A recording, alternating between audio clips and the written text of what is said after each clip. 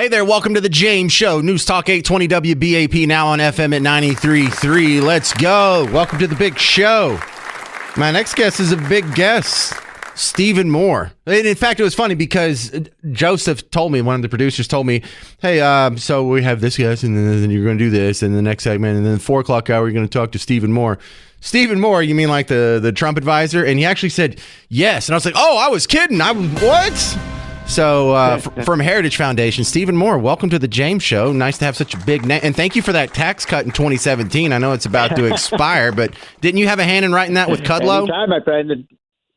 You know, our policies this is a really important election because, the way I like to put it is, Biden is on Venus and Trump is on Mars. They could not be possibly more far apart in terms of what they want to do. But look, if Trump wins, we're going to do what we did before. We're going to drill, baby, drill. We're going to cut taxes to make the economy more efficient. We're going to get better trade deals. We're going to control the border. We're going to get rid of all these crazy regulations. I mean, Biden, did you know last week was what I call regulatory hell week? We've never had a week in American history that had more new regulations than were issued last week, and he's not stopping. I mean, it's unbelievable. Anything that moves, he wants to regulate.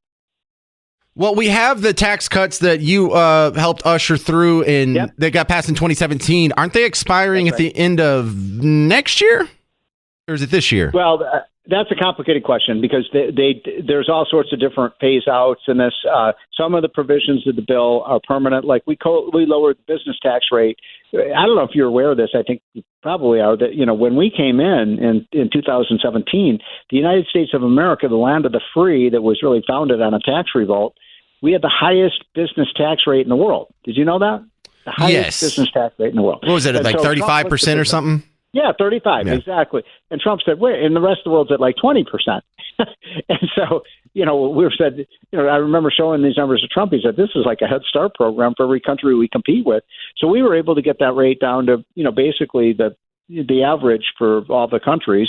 So that Head Start program was taken away for all the other nations. And we just sucked capital in the United States. All of a sudden, you saw new plants and equipment and new factories being built in the United States because taxes matter. I mean, by the way, there's no state that knows that better than Texas, right? Because you have no income tax and you're just like a magnet for capital. Everybody I know who used to live in California now lives in Texas.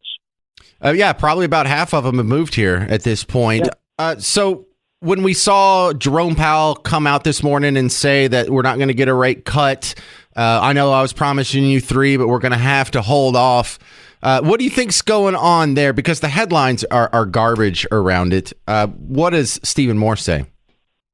Well, I want to connect the dots for you and your listeners because it's not a complicated story, but nobody in the mainstream media seems to get this.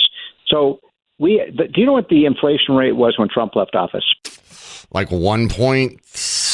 1.6. 1.6. Okay. So we had no inflation, right, under Trump. I mean, we didn't talk a lot about inflation when Trump was president. So we were actually below the Fed's target. They target 2%. We were at 1.6, which is, less than 2. And then 18 months later, Biden takes the inflation rate from 1.6 to 9.1%. In 18 months. I didn't think anybody could screw up the economy that quickly, but he did. And now, there's a bonus question. I know you're supposed to be asking me the questions, but do you know why we had that runaway inflation? Because we printed $6 trillion in an 18-month span, yeah. Exactly. See, this is why I knew we would get along. You're getting an A in economics today, my friend. So, if you print more money, trillions of dollars, what is it? Remember this from junior high school economics. If inflation is too many dollars chasing too few goods. So we just flooded the zone with all this cheap money, and then the prices went through the roof, and Biden's trying, where did all this inflation come from? And he tries to, don't you think it's funny when he tries to blame Trump for the inflation? So anyway, that now the inflation has come down, thank God. I mean, the rate of inflation, prices are still rising. They're just not rising as fast as they were. And by my calculations, we're running at inflation, somewhere between 4 and 6%. And for the essentials, it's probably closer to 10% annual inflation. And so how can you lower interest rates and put more money in the economy when you've got inflation so high? It's just unfortunate. And I'd love to cut interest rates now, but you can't do it or else you're going to get runaway inflation. Well, I've been saying on this show that it doesn't really matter what Jerome Powell does or what the Fed does. As long as you're running a $1.8 trillion deficit, inflation is going to be a problem.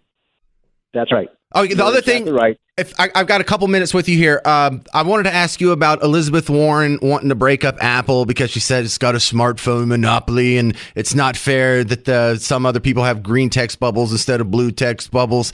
Is this just the greatest display of economic illiteracy in modern America?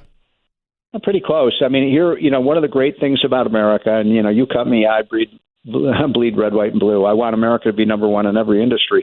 We've totally dominated the high-tech industry. We have the Magnificent Seven, companies like Apple, companies like Amazon, companies like Google, NVIDIA is the hot new company. We're dominating, and these are trillion-dollar companies, and thank God. And by the way, the rest of the world is totally jealous, that they're all American companies. I think one of the top 10 companies is Chinese, and almost all the rest are U.S. Why would you want to break up American companies? That remember 25 years ago, they had those big clunky cell phones that were like bricks, and Apple created this whole industry of the smartphone that now has everything on it. It has a GPS system. They've got the latest thing is they're going to add artificial intelligence. It'll tell you where you want to go even before you know where you want to go. And so why would we break up a great American company? Now, look, do I like some of the politics of these companies? No, but I like the fact that they're creating American jobs, that Americans are getting rich off of this, anybody with a 401k plan. So why do we want to break them up? Man, it's been an honor, Stephen Moore. I wish I had more time, but you're welcome on the James Show anytime you want to talk economy. Let's do it again soon. And thanks again for the tax cut. I appreciate that, and the wife does too, and the kids do too. You ain't seen nothing yet, my friend. Just wait. Get them. Good. Go do another one. I'd love to see it. All right, Stephen Moore. Wow, what a treat. All right, coming up next, people were asking me at WeatherCon about my reference to my hometown bug tussle, and I'm going to have to address a few things about that coming up, because they're like, why don't you talk about bug tussle more? Because nothing goes on there. And I'm going to make my case next on the James Show. News Talk 820 WBAP, now on FM at 93.3.